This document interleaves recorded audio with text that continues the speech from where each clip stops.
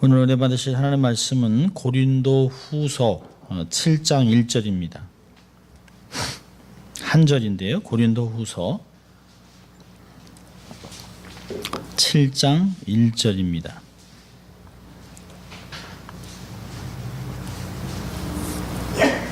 우리 찾으셨으면 한 목소리로 같이 합독하도록 하죠. 고린도 후서 7장 1절. 그런즉 사랑하는 자들아, 이 약속을 가진 우리가 하나님을 두려워하는 가운데 거룩함을 온전히 이루어 육과 영의 온갖 더러운 곳에서 자신을 깨끗게 하자. 예. 아멘. 사도 바울이 고린도 전서를 쓴 후에 고린도 후서를 쓰면서 하나님을 향해서 우리가 거룩한 삶을 살아가는 방법은 우리가 하나님을 경외하는 것이다 라고 얘기하고 있습니다. 오늘은 신앙의 기본기라고 하는 제목으로 은혜를 나누려고 합니다. 내용이 너무 길어서 오늘은 반만 하고 다음 주에 파트 2를 나누려고 합니다. 신앙의 기본기. 여러분 강수진 씨라고 아시죠? 발레리나. 참 유명한 발레리나죠. 유럽에서는 그가 무대에 오르기만 해도, 그와 함께 무대에 오르기만 해도 영광이다라고 합니다. 한인이 오페라를 참석하는 것도 참 대단한 것이지만 발레리나로 성공할 수 있는 것은 굉장히 어렵습니다. 그런데 그 사람이 수많은 발레리나한테 흠모를 받는 그런 세계적인 유명한 발레리나가 되었습니다. 한국이 낳은 세계 최초의 발레리나죠. 근데 얼마 전에 꽤 됐습니다만은 강수진 씨의 발을 찍은 사진이 이렇게 많은 사람의 입에서 회자가 됐던 것들을 기억합니다. 저도 사진을 보고서 야, 어떻게 발이 아니다. 발이 다 그냥 막 부어가지고 이게 뼈가 어떻게 다 이게 퉁그러진 것 같은 그런 모습이었습니다. 참 얼마나 연습을 했으면 발가락 끝이면 이게 부드러워야 되잖아요. 발가락 끝이 완전 발바닥 같이 됐습니다. 어떤 면에서는 뼈같이 변해 있는 모습을 보았습니다. 발가락이. 그래서 아버지가 그렇게 하지 말라고 했는데도 자기가 그걸 하는 바람에 자기 가족, 특별히 자기 아버지에게도 자기의 발을 보여주지 않는데요. 근데 그 사진을 찍어서 사람들한테 공개하면서 사람들이 깜짝깜짝 놀랐던 것들을 지금도 기억합니다. 그러면서 아버지가 딸을 이렇게 얘기하면 인터뷰를 하면서 딸의 발을 만지면서 이렇게 눈물이 글썽글썽했던 모습들을 저는 아직도 기억을 합니다. 얼마나 이게 사람 발이 아닌 것 같아요. 그렇게 세계 정상의 우뚝 선 발레리나가 매일 연습을 한다는 것이에요. 그래서 기자가 물어봤습니다. 도대체 어떤 걸 연습을 합니까? 그러니까 연습을 하는데요. 어떤 공연이 없는 날은 거의 하루 종일 연습장에서 있대요. 아침부터 저녁까지. 하루에 어떤 때는 18시간을 연습한 적이 있답니다. 그래서 도대체 뭘 그렇게 연습을 하시냐고 물어봤는데요. 세계적인 발레리나가 뭘 연습하는가 물어봤는데요. 바로 대답이 이렇습니다. 발레의 기본 동작. 발끝으로 이렇게 서는 연습을 한다는 거예요. 서는 연습. 사실 어려운 동작이나 새로운 동작들을 연습할 것이라고 생각하고 이렇게 물어봤는데요. 의외로 답은 아주 기본적인 서는 것, 발가락 끝으로 서는 것을 계속 연습한다고 합니다. 참 발가락이 까지고 발톱이 빠지고 뼈가 퉁그러지면서까지 해서 정상이 된 사람이 하는 연습이 기본 연습을 합니다. 기본 연습. 제가 오래전에 필라델피아에서 부목사로 있을 때 태권도 8단인 집사님이 계셨어요. 성품은 괄괄하신 분인데 그래도 어떤 부드러운 면이 있습니다. 근데 주먹을 보면 한 방 치면 죽겠더라고요. 근데 매일 연습을 하세요. 그래서 집사님 뭘 이렇게 매일 연습하세요? 8단이면 그냥 이렇게만 해도 되지 않습니까? 수초만 지나가도 맞으면 죽는데. 근데 뭘 연습하자니까 기마 자세. 매일 사실 흰띠가 하는 거거든요. 흰띠가요. 서가지고 기마 자세를 하면서 펀치를 하고 그리고 발차기를 하루에 1000번씩 한답니다. 그래서 아니 그 집사님 뭐 이렇게까지 이제 뭐 사범도 11명 두고 하시는데 했더니 안 하면 몸이 굳습니다. 그러니까 그분이 60이 넘은 분인데도 이 발을 차기를 해서 제 머리 위로 휙 다리를 이렇게 휙 합니다. 소름이 끼칠 정도로. 그러니까 그렇게 하지 않으면 안 된다는 것이에요. 그런 걸 보면서 참 그 강수진 씨를 인터뷰했던 기자가 이런 말을 했습니다. 정상에 우뚝 선 세계적인 발레리나가 기본을 연습한다고 쓴 것이 아니고 언제나 기본에 충실한 사람이 정상에 서더라 하는 것이에요. 기본에 충실한 사람이 정상을 오래 유지한다는 것이에요. 우리의 신앙이 참 한참 올라가는 듯한데 어느 한순간에 뚝 떨어지는 모습을 보면 새로운 것을 많이 배우려고 하고 또 새로운 것들을 추구하고 또 많이 듣고 배우고 세미나도 가고 하는데 정작 기본기를 흐트러 놓은 때가 많이 있습니다. 우리는 경건의 연습을 하고 훈련한다고 하고 세미나도 다니면서도 사실은 기본기 연습은 하지 않은 상태에서 새로운 것들을 많이 배우려고 합니다. 그러면서 기마자세도 틀리고 발차기도 잘못하고 서는 것도 잘못하고 자세가 바뀌면서 기본이 흔들리면서 사실은 도움이 안 되는 게 굉장히 많습니다. 저도 생각을 하면서 고린도를 또 쭉 읽으면서 고린도전서 16장을 또 얘기하고 또 고린도서를 또 읽으면서 그렇다. 갑자기 느닷없이 고린도 6장을 쭉 얘기를 하다가 7장 2절에 가서는 또 다른 얘기를 해요.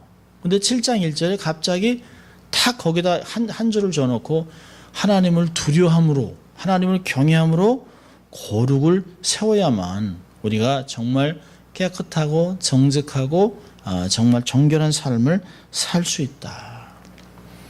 사도 바울은 고린도 교회에게 얘기하는 거죠. 은사가 많으면 뭐 하겠느냐. 없는 것보다 좋지만 또 많은 사람들이 모아서 교회가 성장하는 것도 좋다. 그렇지만 속도 좁아지는 것. 너희들이 속을 좀 넓혀라. 그리고 너희들의 삶 속에 자꾸 은사도 많고 그 은혜도 받았지만 삶이 자꾸 무너지는 이유가 무엇인가? 기본기가 흐트러졌다는 거예요. 하나님을 사랑한다고 하면서 하나님을 두려워하지 않는, 하나님을 경외하지 않는. 그래서 그것으로부터 핀트가 잘못 나가서 결국에는 결과가 전혀 기독교인으로서는 상상하지 못하는 일들을 벌이고 있다는 것이에요. 사도 바울은 고린도 교회에 아주 과감한 단어들을 많이 썼습니다. 세상 사람도 안 하는 죄들을 너희들이 짓고 있는데 그런 사람을 교회에서 그냥 두고 있다는 자체가 참으로 부끄럽다라고 하는 말들을 많이 썼습니다. 성도들도 신앙생활의 기본기에 충실해야 스스로 시험에 빠지지 않고 잘못되지 않고 성공적인 신앙생활을 성공적인 것보다는 정상적인 신앙생활을 할 수 있다는 것이에요. 사실 우리의 신앙의 가장 기본기는 뭘까요? 말씀과 기도죠. 우리 교회가 늘 하잖아요. 말씀을 얼마나 읽냐. 근데 저 뒤에 아래에서 저 도표가 이렇게 안 올라오다 이렇게 드디어 지난주에 이렇게 올라와서 이제 붙기 시작했어요. 저도 많이 못 붙였습니다만은 요즘은 하도 책을 많이 읽느라고 눈이 다 이렇게 침침할 정도로 책을 읽습니다.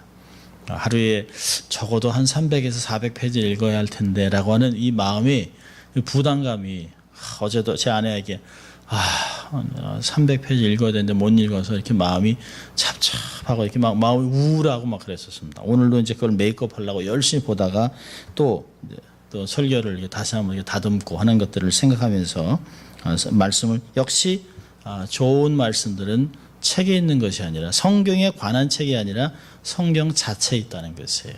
성경 자체가 가장 좋은 것입니다. 근데 우리가 말씀과 기도가 우리의 삶에서 어느 한순간에 훈련이나 그냥 의무로 바뀔 때가 많이 있습니다. 하루에도 석장선 읽자. 그래야 1년에 한 번 읽지. 그래도 이 정도는 해야지. 근데 즐거움보다는 좀 뭔가 이게 뭐 미스했고 또 했으면 메이크업 해야 되는 이런 의무적인 것들을 많이 합니다. 왜 그럴까? 신앙생활이 왜 익숙하지 않고 편안하지 않고 우리의 삶에서 정상적인 게 아니라 이렇게 우리의 삶이 경직될까? 하나님을 사랑하지 않기 때문에 그렇습니다. 하나님을 사랑하고 하나님을 경외하고 하나님을 의식하지 않기 때문에 우리의 삶 속에 즐거움이 없어요. 뭐 운동도 그렇고 예술도 다 목표가 있죠. 최고가 되겠다. 우리 인생의 목표도 있습니다. 근데 목표만 갖고는 안 되더라고요. 그게 즐겁고 자꾸 하면 할수록 좋아야 되는 것이 그의 삶입니다. 우리가 하나님을 경외할 때 우리의 신앙이 견고해질 수 있는 것이에요. 자, 이 하나님을 경외하는 거, 여기서 고린도후서 본문에서는 하나님을 두려워하는, 이 두려워한다는 건 경외한다는 말인데요. 이건 하나님이 원하셨던 것이에요. 하나님이 정말 백성들이 정말 원했던 게 뭘까요? 나를 사랑하라는 거예요. 나를 경외하라는 것이에요. 하나님이 아담과 이브에게도 에덴 동산에 내 모든 걸 다 먹으라고 했잖아요. 근데 가운데 하나만 건드리지 말아라. 경외하라는 거예요. 인정하라는 것이에요. 내가 하나님, 내가 너의 주인, 너의 창조주, 너는 창조물, 너는 나의 대리자라고 하는 것을 잊지 말라는 것이에요. 그런데 하나님을 경외함이 없어지면서 말들을 듣기 시작하잖아요. 자기가 가르쳐야 되고 자기가 다스려야 될 그 다른 창조물에게 뱀의 말을 듣는 일이 생겼습니다. 여러분, 우리 전도서 12장 우리 늘 보는 말씀인데요. 전도서 12장 13절과 14절은 뭐 이미 여러 번 늘 반복해서 읽는 말씀이에요. 전도서 이게 전체 요약이죠. 전도서 12장 13절 14절 같이 읽습니다. 일의 결국을 다 들었으니 하나님을 경외하고 그 명령을 지킬지어다. 이것이 사람의 본분이니라. 하나님은 모든 행위와 모든 은밀한 일을 선악간에 심판하시리라. 예, 하나님이 원하셨던 일, 하나님을 경외하는 것이에요. 하나님을 경외하면서 말씀을 지키는 것이 우리의 해야 되는 의무입니다. 본분이에요. 자, 우리 신명기 4장을 한번 볼까요? 신명기 4장을 보면 하나님 이제 모세가 이스라엘 백성들이 약속의 땅에 들어가기 바로 전에 이스라엘에게 반복해서 계명을 얘기하고 있습니다. 그러니까 이미 1세대는 다 죽었습니다. 38년 동안 뺑뺑 돌면서 다 죽었어요. 이제 남아있는 세대, 2세도 나이가 들었어요. 이제 3세대들한테 하나님이 다시 명령하는 것이에요. 또 명령하고 있습니다. 이게 4장을 보면 4장에 하나님이 반복해서 아주 모세를 통해서 이야기하는 것이 있어요. 보면 4장 1절에 보면 이스라엘아 이제 내가 너에게 가르치는 규례와 법도를 듣고 준행하라. 듣고 준행하라. 줄줄거리세요. 듣고 준행하라. 그리고 그리하면 이런 뜻이 있어요. 이게 정확한 히브리어의 패턴입니다. 뭐뭐 해라 그러면, 뭐뭐 해라 그러면, 이런 뜻이 있어요. 그 법도를 준행하면, 그러면 너희가 살고 복을 얻게 된다. 듣고 준행하라는 것이에요. 자, 두 번째는요. 2절에 보니까 내가 너에게 명하는 말을 너희는 가각하지 말고 내가 너에게 명하는 너희 하나님 여호와의 명령을 지키라. 첫째는 1절에 듣고 준행하라. 2절에는 명령을 지키라. 그렇게 얘기하고 있어요. 그 다음에 6절에 가서 세 번째는요. 너희는 지켜 행하라. 그리하면 열국 앞에 너희의 지혜요 너희의 지식이라. 그들이 모든 규례를 듣고 이르기를 이 큰 나라 사람은 과연 지혜와 지식이 있는 백성이로다 하리라. 자, 9절로 가면요. 네 번째 있습니다. 오직 너는 스스로 삼가면 내 마음을 힘써 지키라. 그러니까 준행하라, 잘 들어라, 잘 지켜라, 잘 행하라. 그리고 9절에 가서는 뭐랄까요? 마음을 지키라는 거예요. 마음을 지키라는 것이에요. 힘써 지키라고 얘기하고 있습니다. 그러면서 얘기하죠. 두렵건대 내가 그 목도한 일을 잊어버릴까 하노라. 두렵건대 내 생존한 동안 내에 그 일들이 내 마음에서 떠날까 하노라. 너는 그 일들을 내 아들들과 내 손자들에게 알게 하라. 10절입니다. 내가 호렙산에서 내 하나님 여호와 앞에 섰던 날에 여호와께서 내게 이르기를 나를 위하여 백성을 모으라. 내가 그들에게 내 말을 들려서 그들로 세상에 사는 날 동안 나 경외함을 배우게 하며 그 자녀에게 가르치게 하려 하노라 하시매. 하나님이 백성들이 요구하는 게 이것이에요. 너도 배우고 자녀도 가르쳐서 하나님이 경외하는 걸 배우라는 것이에요. 이게 그냥 되는 것이 아니에요. 아, 기독교인 됐으니까 난 하나님 경외합니다. 아니요, 그렇게 되는 게 아니에요. 사도 바울이 내가 모든 일에 자족함을 배웠다라고 하는 것 같이 하나님을 경외함을 배우는 것이에요.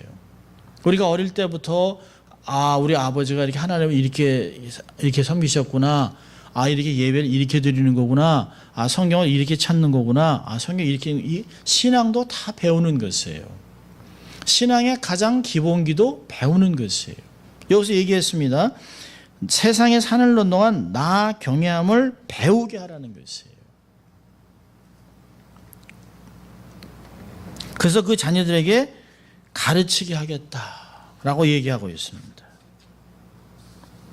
신명기 8장 6절에서는 내 하나님 여호와의 명령을 지켜 그 도를 행하며 그를 경외할지니라.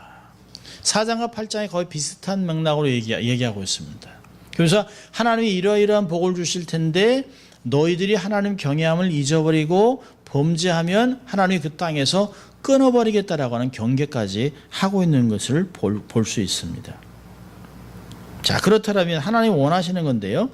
하나님을 경외함의 결과는 뭘까요? 굉장히 많습니다. 근데 몇 가지만 뽑아봤어요. 첫째로는 하나님을 경외함은 복을 받습니다. 일반적인 큰 복을 받아요. 시편 34편 7절부터 9절까지를 보면 우리가 잘 아는 말씀인데요.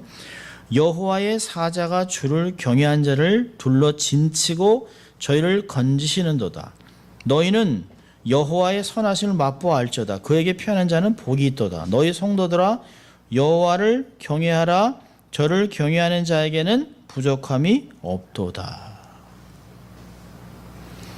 하나님이 정말 우리에게 어떤 것을 요구할 때는 반드시 상급이 있습니다. 잠언서 3장에도 보면 하나님 6가지 이렇게 하라 그리하면 이렇게 주겠다. 하나님은 항상 복을 주세요. 하나님이 첫째 우리에게 주신 것도 복이잖아요. 창세기 1장에서 하나님의 첫 계명도 복이에요.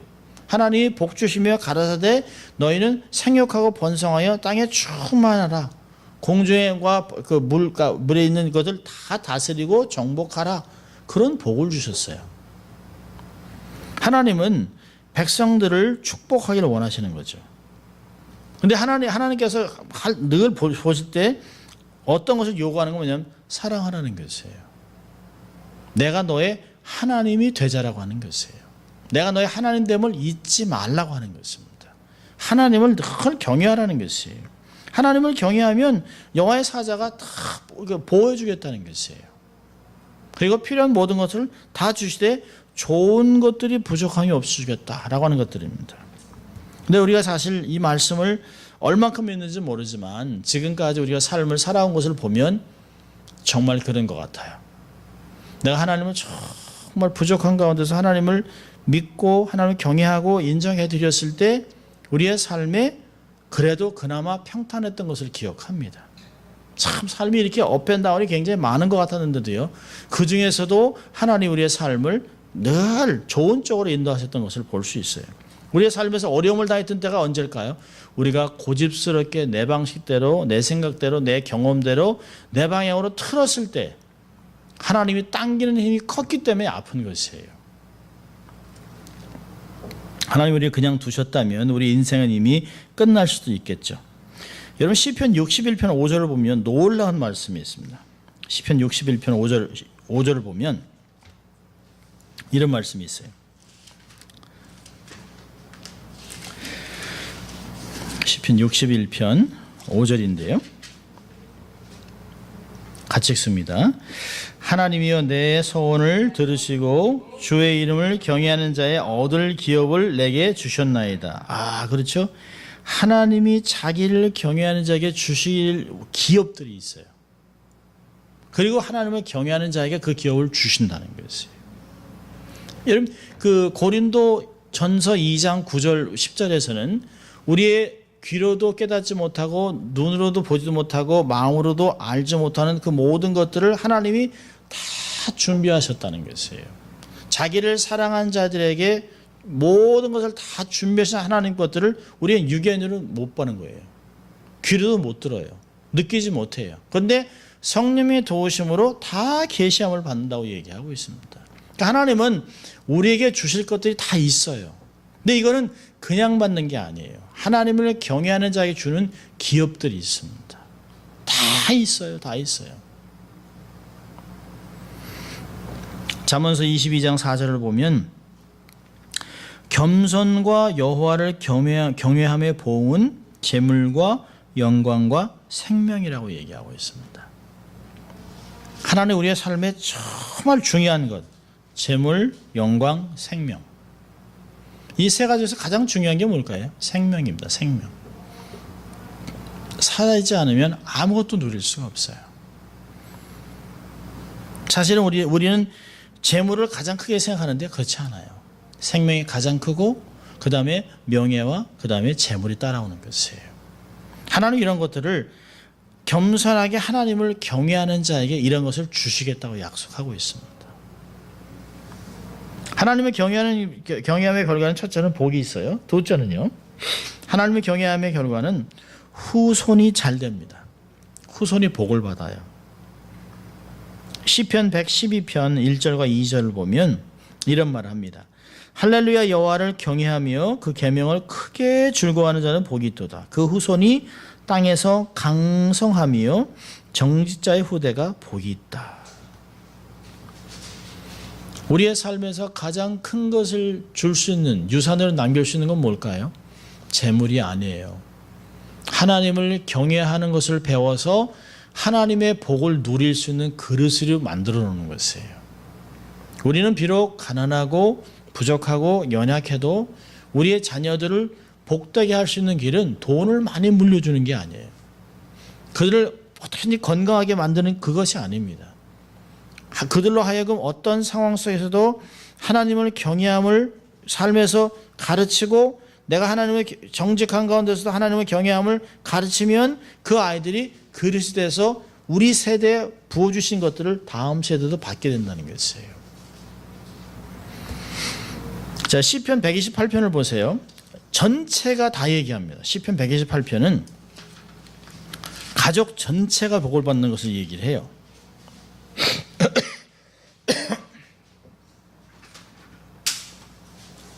시편 128편 전체인데요. 같이 읽습니다. 여호와를 경외하며 그 도에 행하는 자마다 복이 있도다. 내가 내 손이 수고한 대로 먹을 것이라. 내가 복되고 형통하리로다. 내 집 내실에 있는 내 아내는 결실한 포도나무 같으며 내 상에 둘린 자식은 어린 감람나무 같으리로다. 여호와를 경외하는 자는 이같이 복을 받으리로다. 여호와께서 시온에서 내게 복을 주시리로다. 너는 평생에 예루살렘의 복을 보며 내 자식의 자식을 볼지어다. 이스라엘에게 평강이 있을지어다. 놀라운 복이죠. 가정에 이런 복을 받는다는 것은 얼마나 복된지 몰라요. 참 우리가 세상에서 곤불 10년 정말 3대가 못 간다 이런 얘기를 합니다만 여기서는 자식의 자식 계속 후대를 복되게 하시겠다는 것이에요. 갈수록 다음 세대가 더 나아지는 것들을 복을 주시겠다고 이야기하고 있습니다. 하나님을 경외하고 계명을 크게 즐거워하는 사람. 항상 보면 하나님을 경외하는 자의 삶에 딱 붙어있는 게 도를 즐거워하는 자, 도를 행하는 자, 말씀을 지키는, 이거 항상 같이 가요. 그러니까 인간의 본분도 하나님을 경외함과 말씀을 지키는 것. 전도서에서 똑같은 말을 하고 있습니다. 하나님을 경외함의 결과는 후손이 잘 됩니다. 세 번째는요. 하나님을 경외함의 결과는 매 순간 인도함을 받습니다. 자, 시편 25편 12절 볼까요? 시편 25편을 보면 이 말씀도 너무 좋아요. 시편 25편 12절.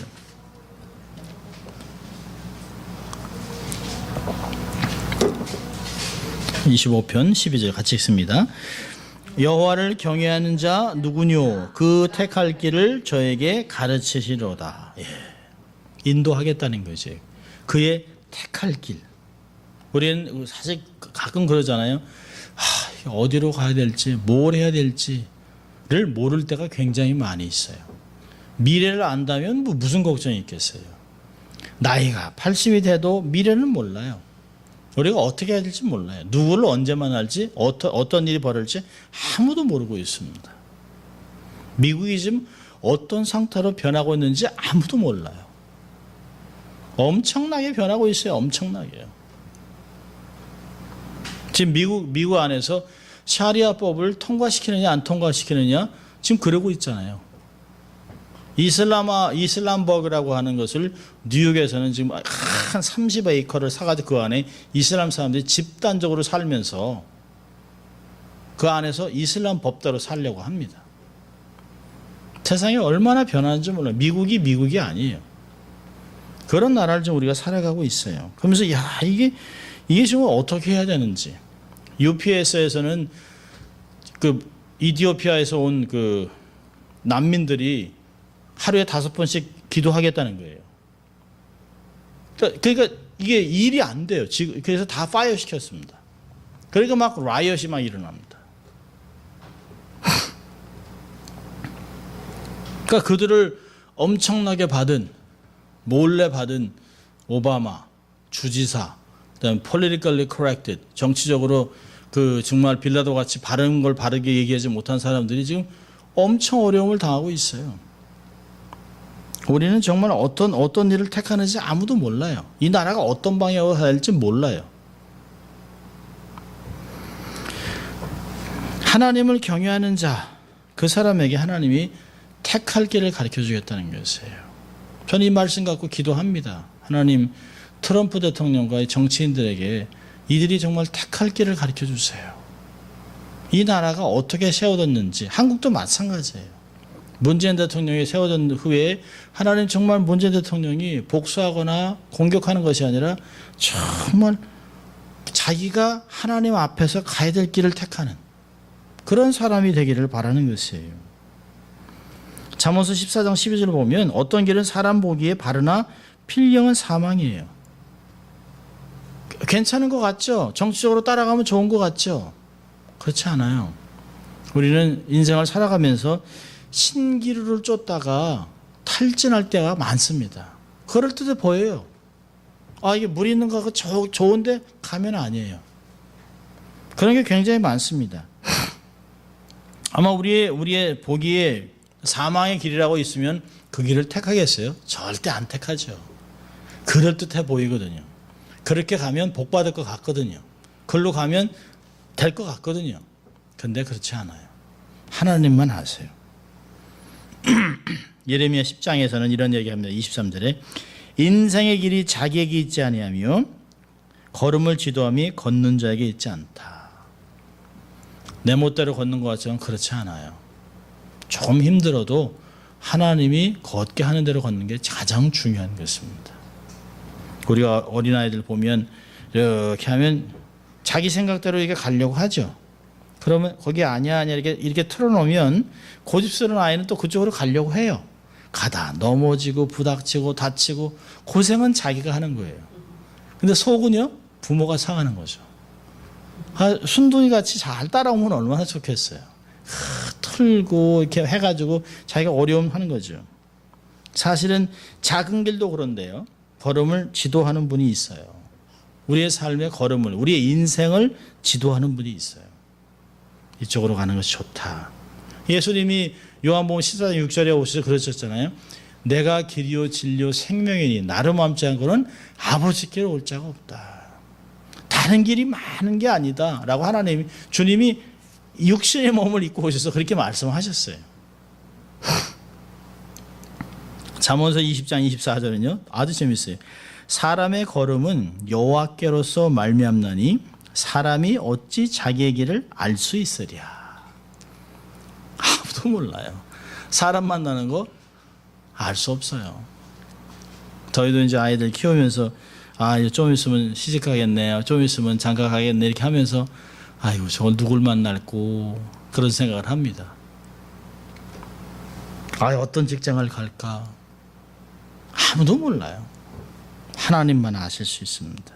그런데 하나님을 경외하는 자에게 그 택할 길을 가르쳐 주겠다는 것이에요.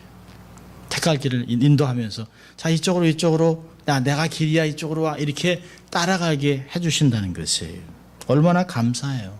인생을 방황하지 않고 가는 것, 그게 복인 줄 믿습니다.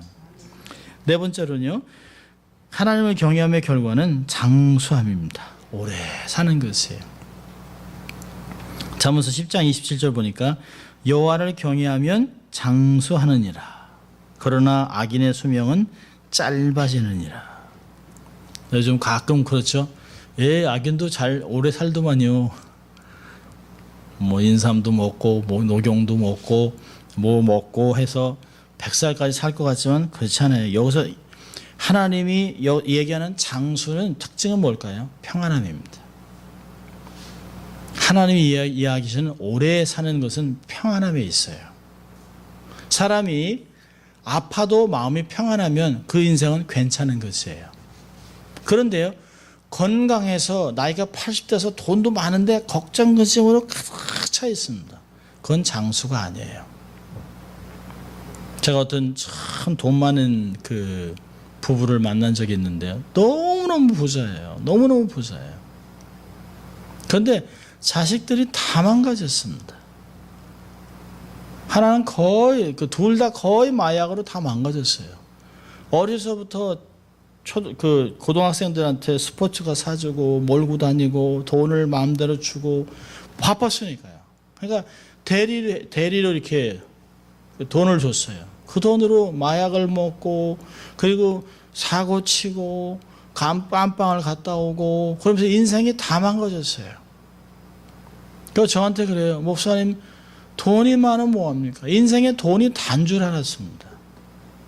그런데 이제는 자식들 돈을 주면 그걸로 다 망가질 걸 알면서도 어떡하냐는 거예요. 어떻게. 그래서 제가 그 얘기는 했어요. 방법은 있죠. 돈을 다 하늘나라를 위해서 쓰는 거죠. 선교지에 교회를 지으세요. 선교지에 센터를 지으세요. 근데 못하세요. 그건 아까워요. 제가 자식 이름으로 지으세요. 교회를. 못하세요. 그러면서 그분이 한 얘기가 있어요. 목사님, 제가 제명에 못 죽을 것 같습니다. 얼마나 안타까워요.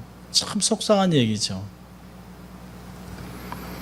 여호와를 경외하면 마음에 평안함이 있어요. 여러분, 암이 있어도 마음이 평안하면 그건 복이에요. 그건 그 평안함은 하늘이 주는 평안이에요. 세상에서 얻을 수 없는 것이에요. 예수님 말씀하셨지, 내가 주는 평안은 세상에 줄 수 없는 거예요. 세상에 알 수도 없는 거예요.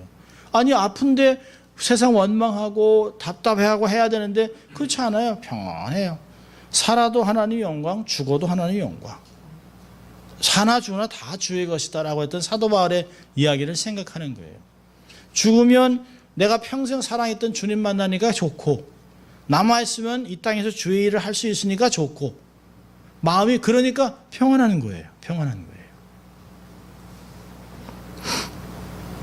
여러분, 시편 34편을 볼까요? 시편 34편을 보면 11절에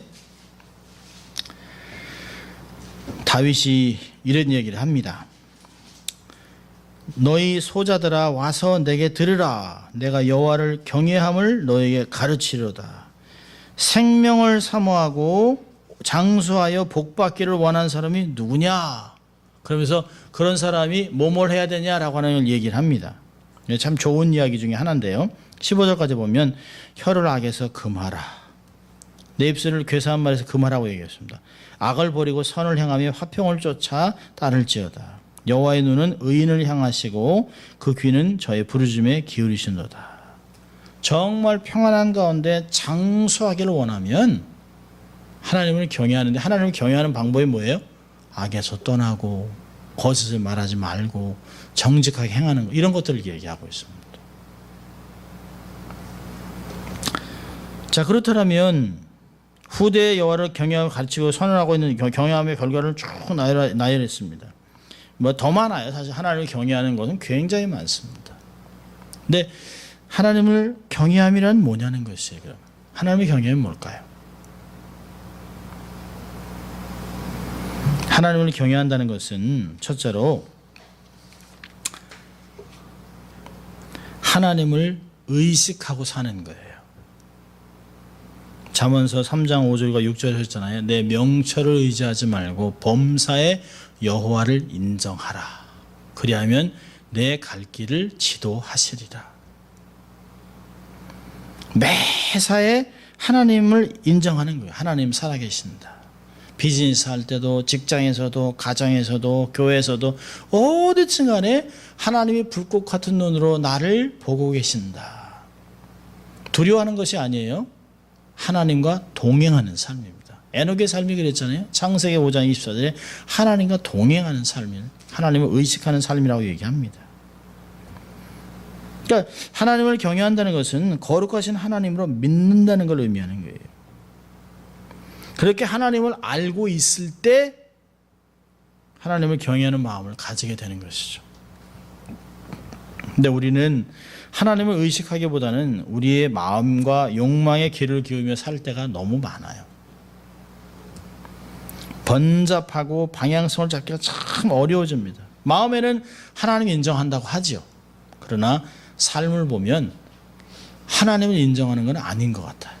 경험, 인맥 이런 것들을 동원해서 삶을 살아가는 게가 많이 있습니다. 보이지 않는 하나님이 아닌 보이는 것에 집착하고 살아갈 때가 너무 많습니다. E.M. 바운즈가 기도의 심장이라고 하는 책에서 이런 말을 합니다. 눈에 보이지 않는 존재와 대화를 나누려는 사람에게 제일 먼저 요구되는 것은 믿음이다. 믿음, 하나님을 의식하는 것이요, 그분과의 교제를 체험하는 것이요, 확신을 현실로 바꾸는 것이다. 여러분, 한국은 참 하나님의 축복으로 짧은 역사에 한때 1000만명이라는 기독교인을 자랑했었습니다. 그래서 온 세상에서 한국 교회를 배우려고 하는, 그래서 교회 성장 연구소라고 하는 것까지 생겼습니다. 그리고 조영기 목사님 한때 막 그냥 60만이나 되는 그런 교회에 도대체 교회 성장의 그 동력은 뭐냐라고 배워 전 세계에서 왔었습니다. 이제는 그러지 않아요. 근데 사실은 한국 교회가 이렇게 잘할 수 있었던 밑거름이 뭘까요? 저는 순교의 피에 있다고 봅니다. 순교의 피와 부모들이 애쓰고 수고하고 산과 들에 가서 하나님께 매달리고 기도하며 애썼던 그거의 결과지, 경제에 따라 뭐 잘 살아보세요 해서 교회가 세워진 것은 절대가 아닙니다. 순교자들의 고결한 피, 정말 제가 한국의 그 가족들하고 들렸을 때, 외국인 묘지에 이렇게 선교사 묘지에 갔을 때 정말 가슴이 뭉클뭉클했습니다. 이들의 왜 정말 아무도 모르는 조선이라는 땅, 그 땅에 와서 도착하자마자 23일 만에 죽은 사람, 자식이 죽고 7명의 자녀가 다 죽고, 그러면서도 생명이 1000개가 있더라도 한국을 위해서, 조선을 위해서 죽겠다고 했던 그런 선교사들, 주기철 선교사 같이, 목사님 같이 순교의 피를 흘렸던 사람들, 그런 분들이 있었기 때문에 정말 교회의 종탑이 온 한국을 덮었잖아요. 곳곳마다 교회 종탑이 없었던 때가 없었어요, 어릴 때. 그러니까 적어도 교회 한두 번씩은 다녔던 사람들이 많았었죠. 그래서 세상 사람들은 교회 다니는 사람들을 존경하기도 하고, 또 정직하다고 얘기하고, 또 역시 교회 다니는 사람은 달라, 이런 얘기를 많이 했었습니다. 그러니까 교인들도 많이 행동에 조심을 하고 어떻게 하든지 거룩한 영향력을 행사를 하려고 막 했었습니다. 근데요, 이제 이 그리스도인들의 이런 모습들이 이제 과거의 산물로 전락하고 있습니다. 세인들의 지탄의 대상이 되어버렸습니다. 참 심각하죠. 대부분의 큼직한 사건 이면에는 항상 기독교인들이 있습니다. 그러니까 세상 사람들이 얘기하기 좋아하는 거예요. 교회에 대한 불신으로 이어지고 또 복음을 전하는데 아주 치명적인 그 상처가 됩니다. 아주 정말 광기 어린 신앙의 독선을 가지고 신비주의를 양산하고 교회와 신앙을 축복받는 축복의 전당으로 인식해서 기독교를 마치 기복신앙, 복음의 본질을 순수성을 잃어버리게 하고 샤머니즘으로 빠지는 1등 공신을 했습니다. 교리적인 편견 때문에 교단이 무수하게 갈라졌습니다. 제가 속해 있는 교단만 하더라도 장로교가 지금 벌써 53개 교단입니다. 그거 다 장되기 원하죠. 그리고 교단이 갈라지면서 무인가 신학교를 너무 많이 세웠습니다. 정말 목회자를 양산하기 위해서 양질의 교육을 하는 것이 아니라 교단을 키우기 위해서 그냥 아무나 받아들이고 실력도 없는 사람들이 가르쳐서 결국에는 그들이 자리에 설 수 없는, 한국에서 1년에 신학교에서 10,000명씩 배출됩니다. 10,000명씩. 교회는 한정되어 있죠. 점점 줄잖아요. 교회는 숫자가 점점 줄잖아요.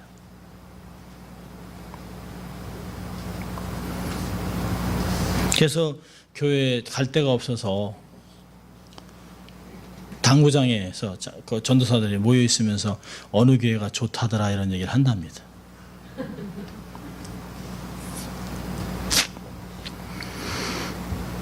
하나님에 대한 두려움의 의식이 사라진 결과죠. 저도 신학교에서 가르치면서 참 이런 일을 하지 않나 하는 스스로 돌아보기도 많이 합니다. 정말 본질, 학생들을 가르치다 보면 저한테 그런 얘기 합니다. 교수님, 교회는 교인이 몇 명이에요? 그게 뭐가 중요합니까? 교회가 크냐, 건물이 있냐, 버젯이 얼마냐, 연봉이 얼마냐, 그게 중요한 게 아닙니다. 다행히 저희 학교는 한국 사람들이 거의 없이 다 동남아시아에서 온 유학생들입니다. 다 돌아갈 학생들이에요. 월남에 미래를 책임질 학생들이 많이 있습니다. 그들에게 숫자를 보지 말라고 가르칩니다. 하나님에 대한 두려운 의식이 없으면 목회는 하나의 직업으로 전락합니다. 그래서 더 좋은 직장으로 더 좋은 페이를 위해서 사람들은 떠나게 돼 있는 것이죠. 우리는 우리의 이성이나 말 속에 갇혀버려서 행동 양식에는 별 영향을 못 미치는 존재로 치부되고 있습니다.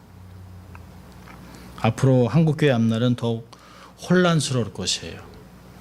한국교회가 주님의 재림을 준비하자라고 기도하면서도 마음에는 한쪽에는 하나님이 촛대를 옮긴 것 같은 그런 마음을 느낄 때가 너무나 많이 있습니다. 우리는 하나님을 두려워하고 그분을 의식하는 신앙의 모습으로 돌아가야 합니다. 옷을 찢지 말고 가슴을 찢어야 되는 그분에게 향하는 우리 마음을 회복할 필요가 있어요. 그러면 답이 보일 것이에요.